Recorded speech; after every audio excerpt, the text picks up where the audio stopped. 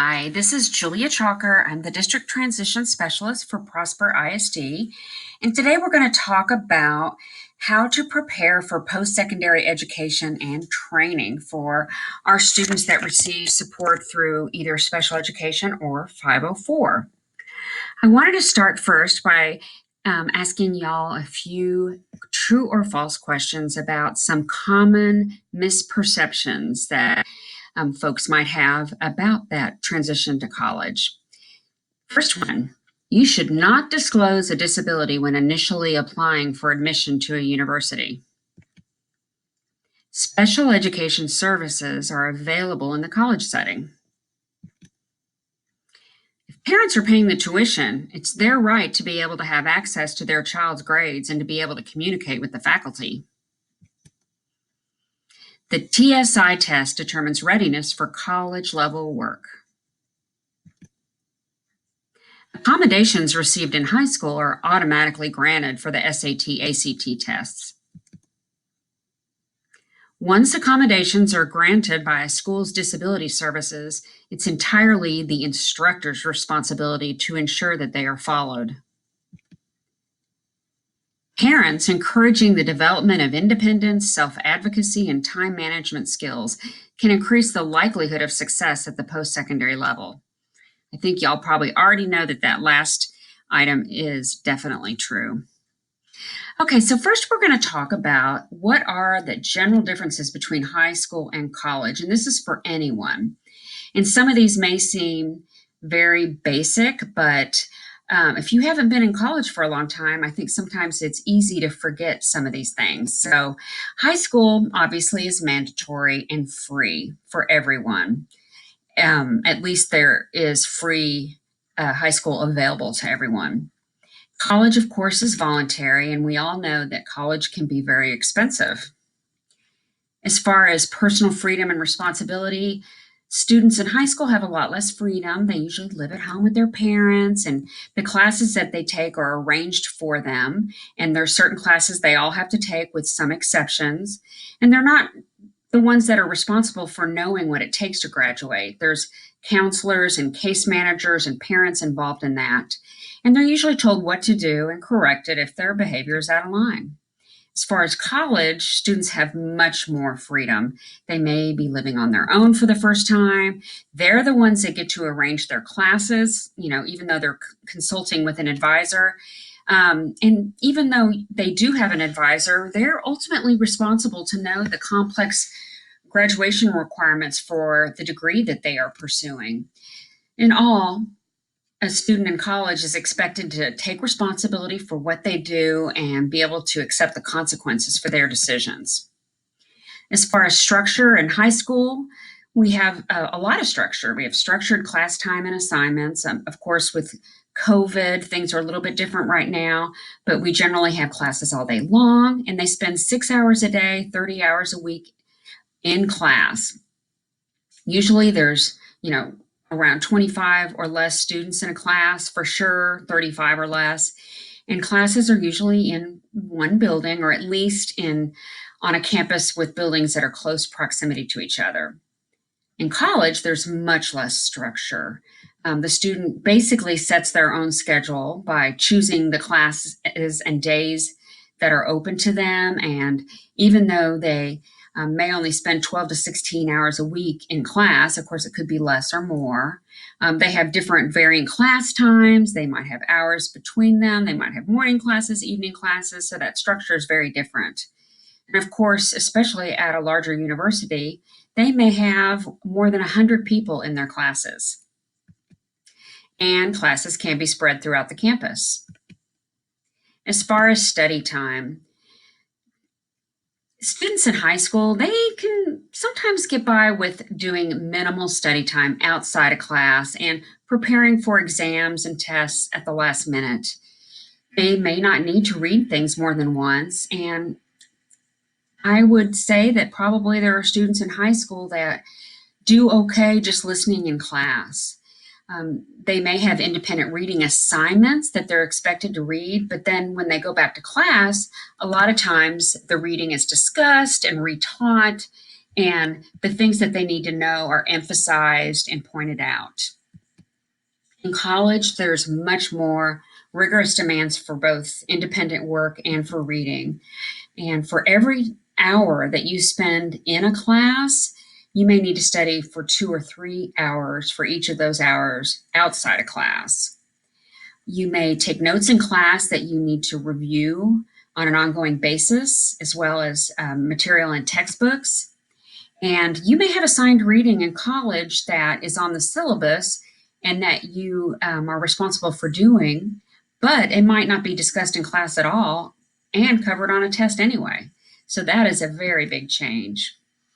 As far as instruction, in high school, teachers are very good about reminding students about when an assignment is due, what the due dates for projects, making sure that students are up on the different steps of the projects, reminding them about upcoming tests. If a student has incomplete work, teachers might remind them about that or have a place where they provide work for those that were absent. And they approach students that look like they may need assistance and ask if they need assistance and check in with them. As far as attendance in high school, that's obviously closely monitored because you cannot receive a credit unless you're in that chair 90% of the time. In college, on the other hand, it's all about the syllabus. The professor puts out a syllabus at the beginning that outlines their expectations, when things are going to be due, what the grading guidelines are, and that kind of thing. And students are expected to consult that syllabus throughout the course. They expect students that are out of class for any reason to get the notes that they missed. And if they need help, they are expected to initiate that asking for assistance by themselves, whether that be asking questions in class or actually making an appointment to see a professor during their office hours. And as far as attendance in college, this varies by college.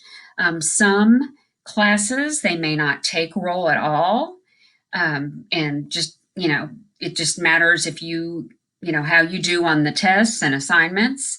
And some will have very stringent attendance requirements where if you miss so many days, you are unable to get credit for that class. I have 4 children in college, and one of them is at an art and design university. And because of the type of program that they're in, if they miss more than 3 classes during the semester, they will not get credit for the course. It doesn't matter if you were in the hospital getting your appendix out, it's all about the time spent in the class that would enable you to get those credits. As far as comprehension, okay, teachers in public school or in school before 12th grade, graduating, they are trained to present material to students to kind of help students to draw conclusions, to connect ideas, to do that higher level thinking. And we're trained to do that. In college, a lot of times you may have professors that may be experts in their field of research, but they may not have a lot of education and training in actual teaching methods. And they may lecture nonstop and not do a lot of interactive learning or cooperative learning like students are often used to having in high school. So they expect students to take notes as well as to kind of figure out the most important points that are being conveyed. So that's a very big difference from high school. And you will see less of the lecturing nonstop and that kind of thing at a community college. I do think that there are more teachers at the community college that are not there for research and tenure, but that who genuinely want to teach. Also, college is a learning environment in which the student takes the responsibility for thinking through and applying what they have learned rather than the teacher helping them to do that. As far as tests, in high school, there's going to be a lot more frequent tests on small amounts of material. And if a student is absent, they are generally or usually able to make up the tests and even allowed at times to have tutoring and do test corrections or retake a test for a higher grade. And before those tests, teachers will let them review and actually have a review a lot of times that will point out what's going to be on the test. What are the important concepts that they need to review? And so, mastery in high school might be a combination of tests and quizzes and projects and other assignments, and a combination of those things. So if you're not good at one of those things, at least some of your strengths in other areas can bring that grade up. In college, testing is going to be infrequent. So you may only have 2 or 3 tests a semester. So if you struggle with tests, that could really make it difficult to get a good grade in college.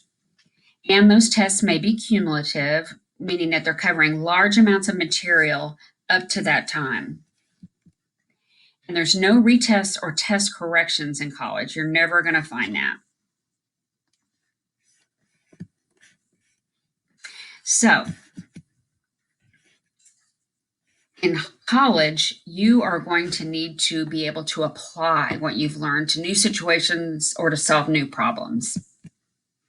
As far as grades, in high school, most of our work is graded. So you might have lots of daily grades, quiz grades, test grades, and projects. So your total grade would be based on many grades. So if you don't do well on tests, but you're very good at getting your work done, your daily grade might help your overall grade. And you earn a credit as long as you receive a 70 or higher and you meet those attendance requirements. In college, most of your grades are going to be made up of tests and major papers or projects. So your grade could be based on only a few grades. So, of course, if you do poorly on one of those few grades, that could really make a difference in whether you get credit in a course or not.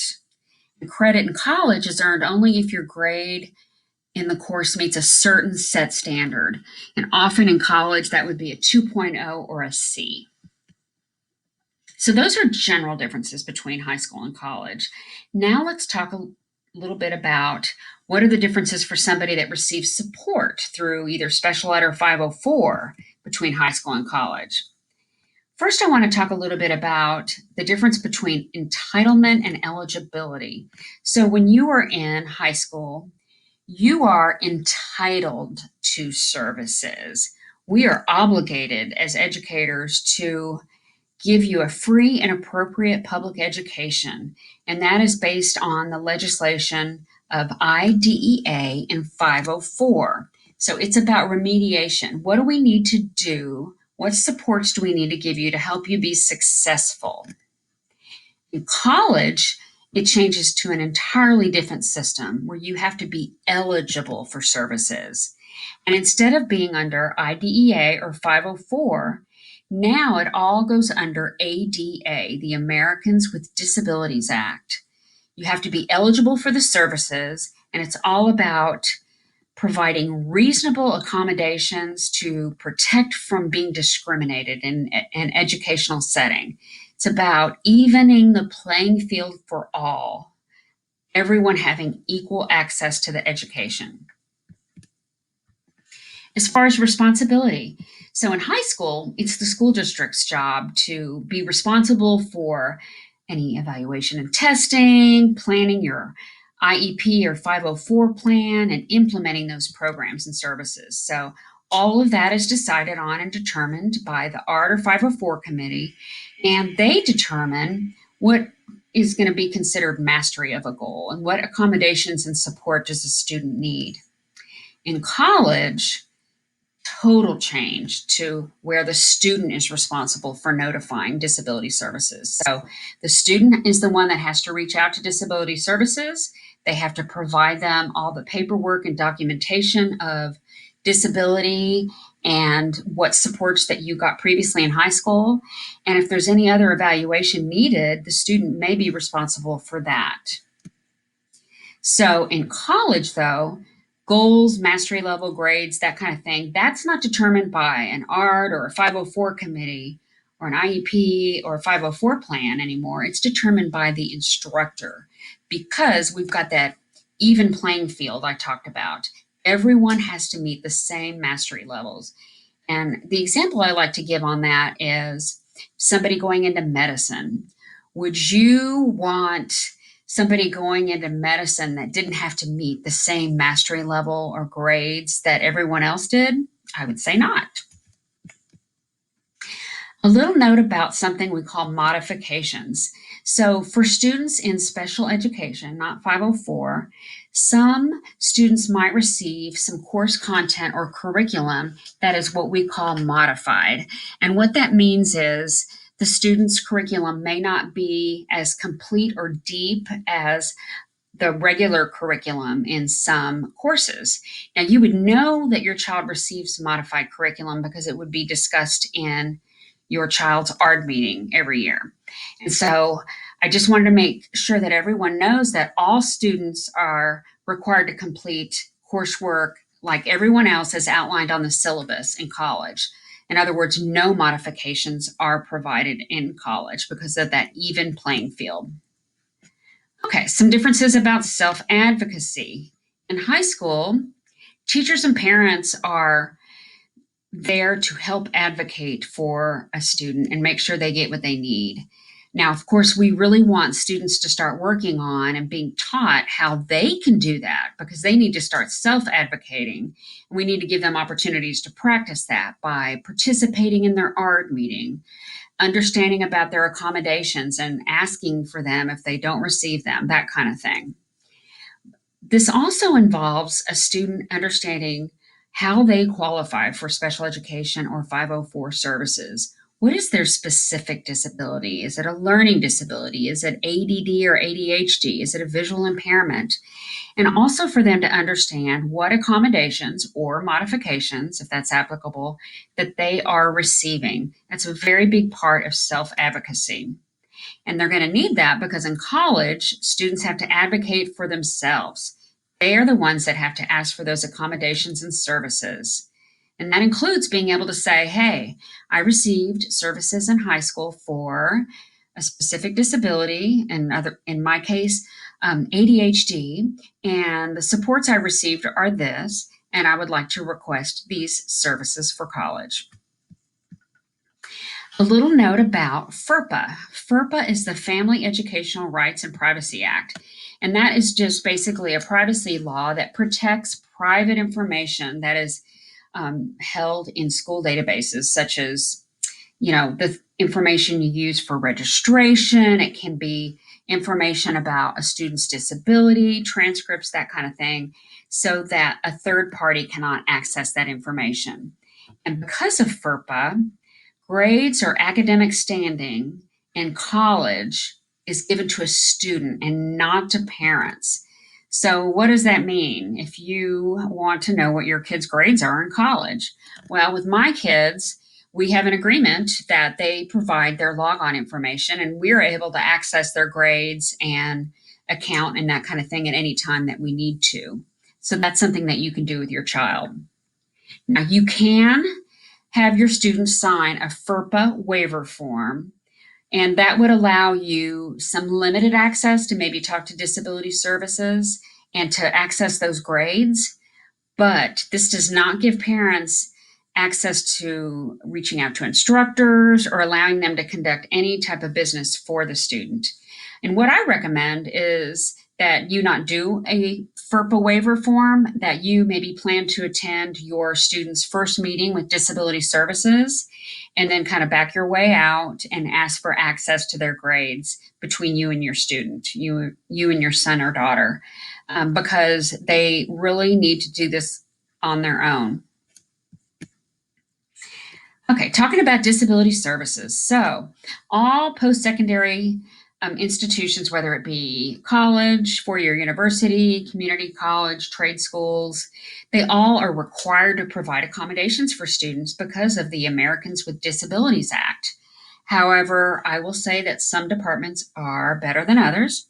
If you want to research or learn more about a school's disability services, generally you can just go into the school's website and put in the word disability, and usually you will find disability services that way. I've never actually had problem finding it by just putting that in the search engine.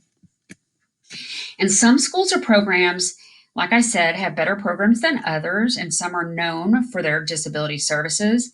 And some have some extra services that you can pay for that have fees that might be worthwhile to check into.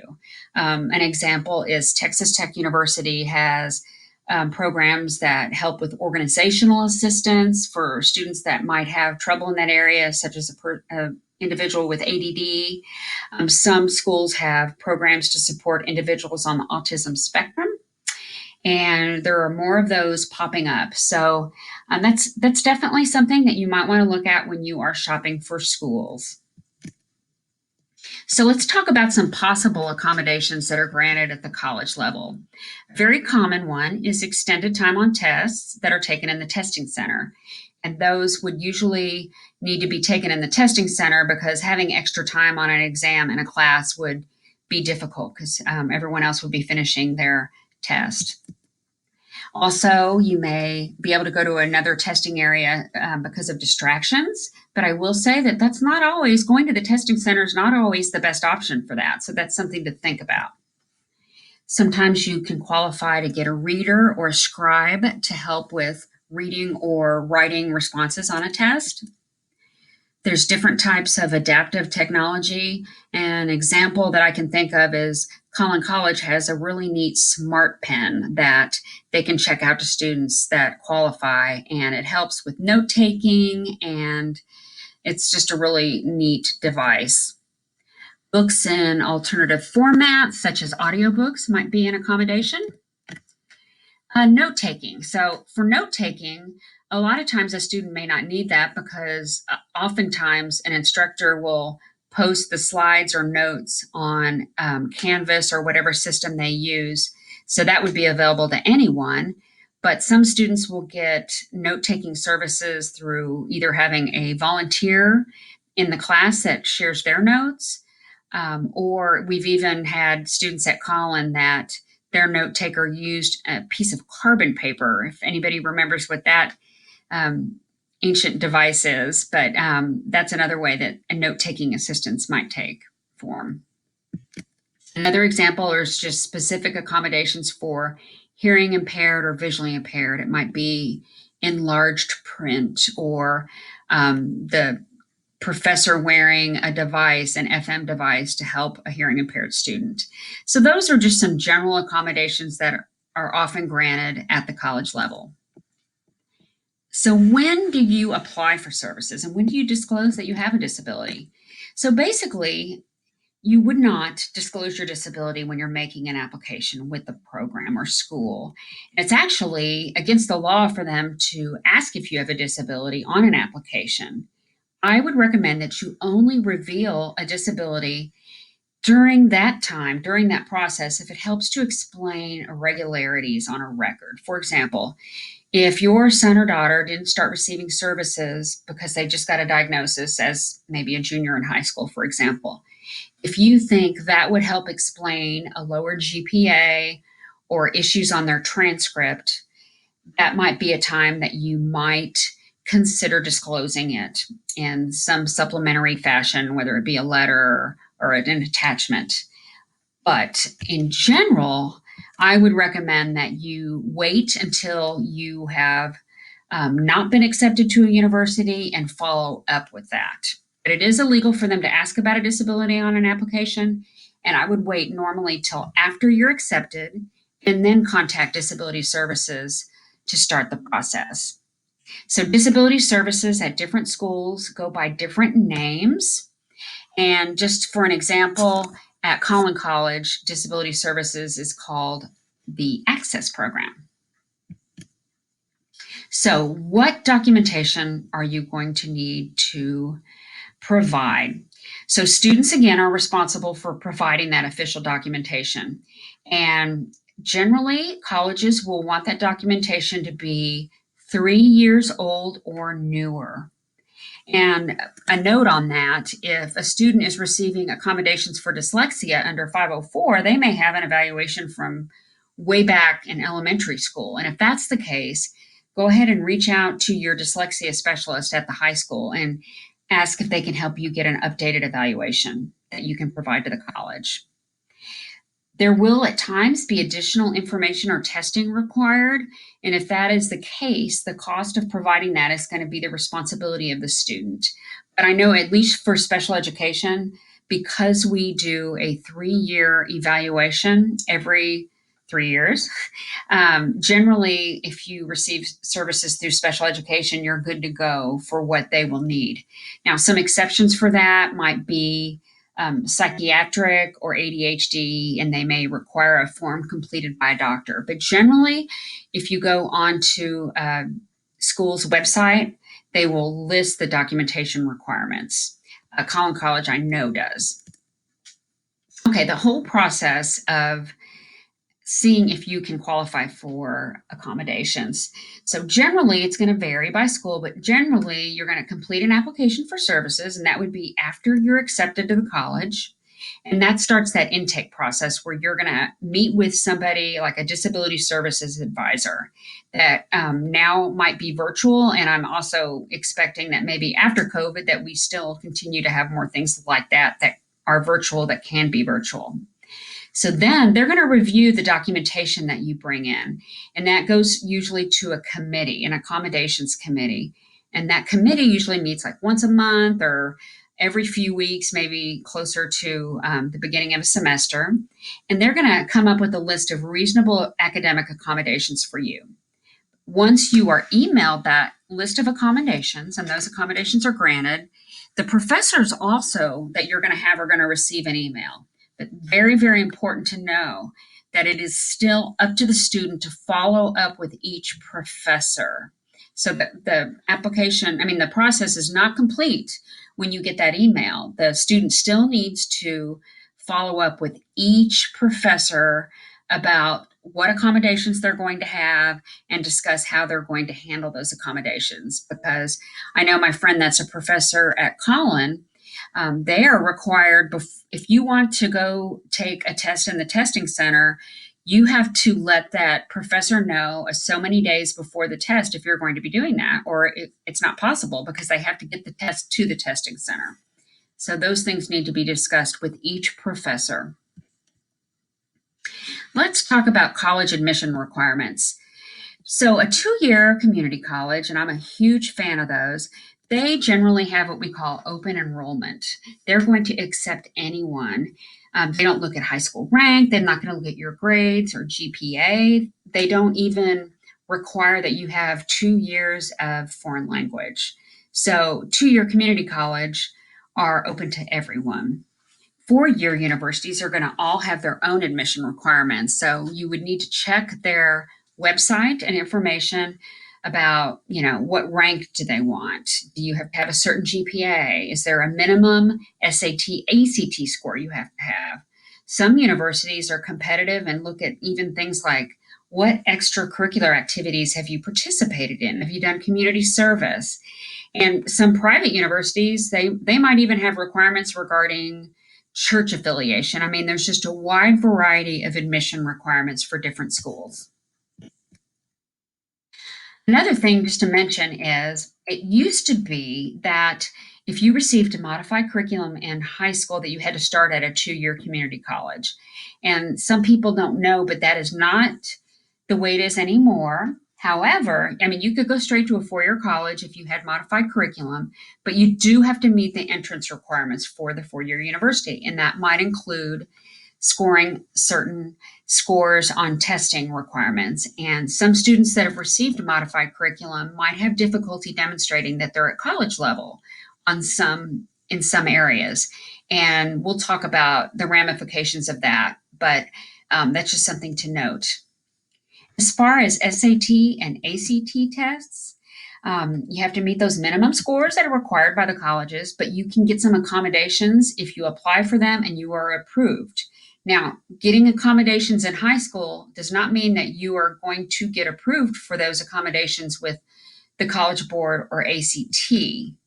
But some accommodations that might be approved might be taking it in a smaller group, having extra time, having your test read to you, and all of these are going to be based on disability. So if you have a learning disability in the area of math problem solving, you're not going to end up getting your test read to you. So it's very individualized based on what your needs are. So one thing to note is if you're starting at a 2-year community college or a trade program, you're not required to take the SAT or the ACT. And that is because you're going to take a different test to show that you are college ready. And the reason why I bring that up, anyone can take the SAT or the ACT. And if they're going to a community college and want to do that, that is fine. However, a lot of our students get very stressed out about taking the SAT and ACT tests.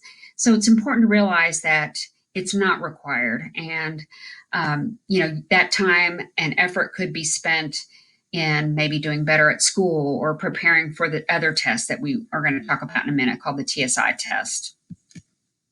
So as far as requesting accommodations for those PSAT, SAT, and ACT tests, again, like I said, you submit a request, but that doesn't guarantee that you're going to receive an accommodation that you already receive at school.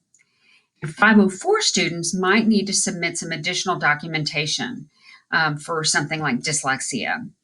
Basically, they're going to look at cognitive and achievement tests, maybe a psychiatric evaluation, a neurological evaluation, medical, things like that. So if you want to apply for accommodations for the PSAT or SAT, that's going to be discussed and handled at your ARD meeting or your 504 meeting. And those requests actually then will go to the campus testing coordinator. And they actually prepare and submit the documentation that's required for that. So that would be talked about at your meeting. Or if you have any questions before then, you can talk to the diagnostician or your 504 coordinator, which would be your assistant principal or the testing coordinator. And I will give you contact information in a little bit. As far as the ACT, that's done differently. Those are actually initiated by the parent through the ACT website. So when you go to the website, you'll see a section that says Students with Disability Services, and it's going to show you how to initiate that process. After you do that, an email is going to be generated that goes directly to your child's school's testing coordinator. And usually it takes about a week after that testing coordinator applies and uploads the information for that. The Texas Success Initiative, TSI test, is the test that I was talking about that is required at community college. So actually all incoming college students in Texas are required to take the test to show that they are at college level as far as work. They're ready to do college level work. Now I say they're all required, but you could be exempt from taking the TSI through taking the SAT or the ACT or some other additional ways. But based on how you do on that test, you would either enter a college level class load or be placed in developmental course in a certain area. Now, a developmental or remedial course does not receive college credit, and it does cost the same as a regular course. And you can't start taking those college level courses until you have showed that you're college ready through passing those developmental courses. Now, I say that, I also want to make it clear that it's not the end of the world if a student has to take a developmental course. A lot of students may have to do that. My daughter, one of my 4 college kids, when she started college, she ended up in a remedial or developmental math course, and she never was in special education or 504. So it's not the end of the world. Just know that you're not going to get credit and it's going to cost the same. So those exemptions for incoming freshmen. If the student did take the SAT, they can be exempt based on certain scores, and this details that. Same for ACT. So if they took the SAT or the ACT and they made these scores, they automatically don't have to take that TSI test. You would actually submit your SAT scores to that school. And even if you are exempt from that TSI, sometimes you will have to take an extra test so they can determine what math course you need to start at. So what placement is appropriate for like math or English. And just a quick note, If you do take that TSI test, you are required to do this pre-assessment activity, and it just basically tells you everything you would need to know about the TSI, gives you some practice questions, also talks about, what are those developmental options if you don't meet the standard on the test, and what resources does that particular school have. You get a certificate when you do that pre-assessment activity, and you have to have that in order to take the TSI test to sign up for it. There are different ways to prepare for the TSI test that I'm listing here that you can access. There's sample questions, practice tests. There's an app that you can download on your phone. And just so you know, if you want to take the TSI test before you even graduate from high school, you can actually apply to Collin College because they have that open enrollment. And once you receive your campus ID number, you can go ahead and pay and take the TSI test through their testing center. And that might be a useful thing to see how your student does. So, I've talked a lot about community college. I just want to mention I'm a huge fan of students starting at community college, whether they have a disability or not. But I think if a student has learning differences, it's a great reason to start at a community college. Not only are they close and so cheap, compared to a four-year university, they have that open enrollment. They're going to give you more support in that whole transition to college. They have much smaller classes and campuses. And especially if a student doesn't know exactly what they want to go into yet, it's a great way to get those core classes done and to check out different areas that they might be interested in. So even though kids say they want to go to a community college to get their core classes out, there are so many options in different careers that they can also check out at the community college. And we are hugely blessed to have Collin College. It is one of the best community colleges in the nation, consistently wins awards. Their professors win national awards every year. So I'm a big fan of Collin. Another thing I wanted to talk about are certification programs. So those are certificate programs where you complete specific course requirements, but you're not completing all the requirements to receive an associate or bachelor's degree. They have them in all different fields. They have them at community colleges. They have them continuing ed courses. I think at Collin they call it workforce programs. And there's a lot of different online learning options that grant certificate programs now. And the great thing about certification programs is you get to go straight to your area of interest, and it's going to improve your job qualifications that you have, but you could also keep on and continue and get that associate's degree and bachelor's degree. Collin College has over 70 different certificate series that you can check into. Everything from medical field to IT, education, all kinds of things in hospitality and tourism. There's just a lot of different certificates that you can do. And another good thing about certificate programs is many of those do not require the TSI because you're not having to do your English and math. You're going and just doing the certificate. Now, if you decided to go on and do the full degree program, you would need to take the TSI test. Another option for students are technical trade or vocational programs, and I'm a huge fan of these programs too. Instead of having a more overall generalized education, students that participate in vocational programs are taking very specific classes to prepare them for a particular job in a particular trade.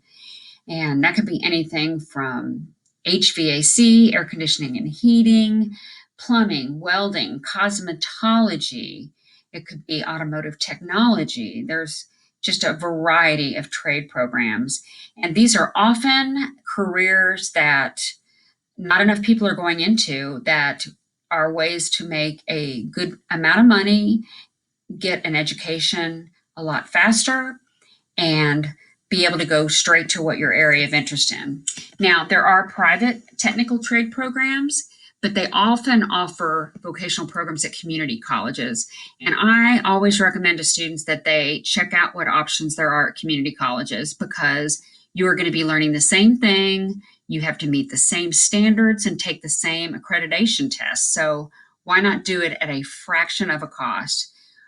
Some of these private programs are awesome, but they're having to pay for advertising and recruiting and things like that. So that money, the cost goes to the student, and it could be the difference between having lots of student loans and graduating with no debt.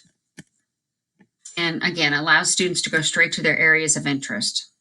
And there's going to be a huge need, and we are the ones that are going to um, suffer from not enough people going into vocational fields, and we're going to pay more to get our car repaired and our air conditioning repaired because there's going to be shortages in these fields, and you can make very good money in some of these fields. I wanted to tell you for a second about the Collin College Technical Campus, which is brand new. They're in their first semester of existence, and they offer multiple paths to success in all these career fields that are very high demand and high wage, like automotive, construction. In North Texas, construction is huge. Healthcare, IT, manufacturing. And what I really like about it is that Collin has said that they are very committed to preparing students for what Collin County needs for their workforce, so that they are committed to changing their programming over time based on the demands for our area. So I think that is really important to look at. And that's a picture. It's a beautiful facility. It's off of 121 in Lake Forest Exchange area. So someone had put in a question about scholarships. So there are scholarships for every type of situation, including for students with disabilities. And because having a disability is a minority, just like any other minority.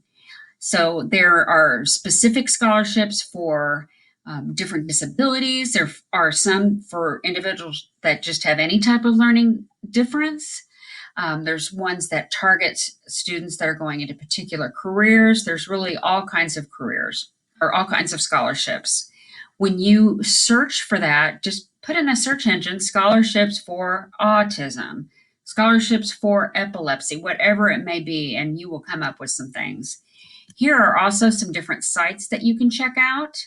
And a lot of times you'll see the same scholarships on these different sites, but these are some good general ones that you can find some good scholarships. I just recommend that you start early and help your son or daughter with the process. Tell them that you want to proof their application and any essays they need to write. Tell them to work with their case manager. We are always happy to help students with these things. And remember to get recommendations for those scholarships from those that know you the best. I wanted to take a minute to also tell you about Texas Workforce Solutions. If you don't know about it, TWS is part of the Texas Workforce Commission, but it's the arm of TWC that is for vocational rehabilitation. In other words, for individuals that might have a disability. So their whole goal is to help students or individuals to find employment. That may be getting a job in high school, but it also might be what supports do we need to help you get a career? Because obviously there are some jobs that you have to have training for. So if you are interested in seeing what Texas Workforce might be able to help your child with, reach out to our wonderful counselor, Christy Cheney. This is her contact information. And those of you in special education may have already signed a consent form to invite her to your ARD meeting. But the most important thing is that y'all need to reach out to her to make application, and she can do all that virtually right now. If your son or daughter is a senior, you need to do that as soon as you can, and it needs to be done first semester, or you will have to reach out to an adult counselor that is not Christy Cheney. And she is awesome and very connected with Prosper. So if possible, you want to be able to reach out to her, but you can't do it with her after January 1st. These are some useful resources that I wanted to tell you about that I really like. The first one is Guide to Accessing College Readiness for Students Who Learn Differently. And basically, this is just a checklist that asks about the different things involved the different skills that you need to be successful in college. Can you read so many pages a week? Do you have a system for taking notes? Do you know what your legal rights are as a student with a disability? Do you have a system of tracking your work and assignments? Are you feel confident that you can succeed? So there's all these different things, and this is something that would be good to use as a tool to identify what you need to be working on with your child. Another resource is an app called Big Changes, and there's a link to that app, but it's on both the Android and Apple stores, and it has all kinds of different things about different colleges, how to plan for college, things about employment and independent living. So that's a really neat app that was created by one of our educational regional centers in conjunction with students. And then another one is our high school to college questionnaire. And this questionnaire is one that we often use with students, but would be something that you could use at home to kind of look at what things do we need to be focusing on in our last couple years of high school. You know, do we know where we want to go? Do I feel prepared? Do I know about my rights and my strengths and challenges? Even goes into things about money and financial considerations, and do I have the social skills to work in a group? So that is another good questionnaire that you are being provided a link to. So I wanted to just give you all contact information. If your child receives services through 504, their contact at the school would be your child's assistant principal. So here are links for both Prosper High School and Rock Hill High School APs. So that would be done by alphabet. So you can access those links. For special education, this is just information about the diagnosticians at both high schools, the transition specialists, and the department heads, as well as my contact information if you need to reach out to any of us. And then as far as the counseling department, here is a link to your counselors by alphabet, but most importantly for your use if you're requesting accommodations for any of those college tests. The testing coordinators are Sharon Kelly at Rock Hill High School. You know what? I just realized I have those reversed. I will change that. It's Prosper High Schools is Amy Viars, and Sharon Kelly is the testing coordinator at Rock Hill High School. So those are switched. I apologize for that. Well, that is all I have. Thank you so much for attending, and you have my contact information. If you ever have any other questions about preparing for college, please let me know. We do have a follow-up presentation scheduled for Tuesday, January 19th, and Professor Cheryl Holton from Collin College will be coming and talking about specific practical ways that you can help your child prepare for that big transition to college, ways that you can work on that independence, self-sufficiency, self-advocacy, that kind of thing. And this is all based on her personal experience of working with college students. So I hope that you will consider attending that. Thanks so much and have a great day.